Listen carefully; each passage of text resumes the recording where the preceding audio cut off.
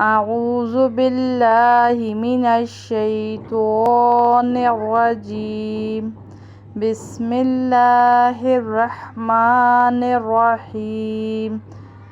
تختی نمبر 6 مشق حرکات و تنوین۔ آج ہم اس کا تیسرا لفظ پڑھیں گے۔ حمزہ پڑی زبر آ، خو پڑی زبر خو، آخو، زال پڑی زبر زا، آخوزا، آگے وقف آخوز۔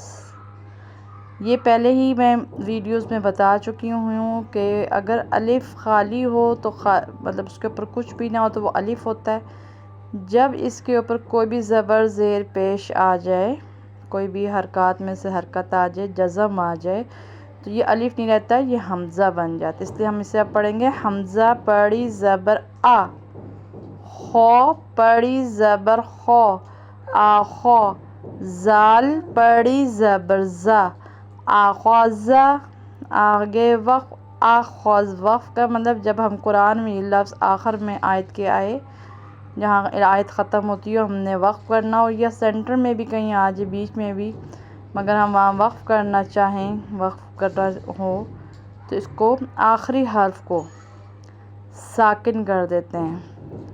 یہ رول ہے، وقف میں آخری حرف کو ساکن کر دیتے ہیں تو صرف اس کی آواز کا ہلکا سا ایک ٹچ ہوتا ہے، باقی وہ لفظ کی حرکت نہیں پڑی جاتی۔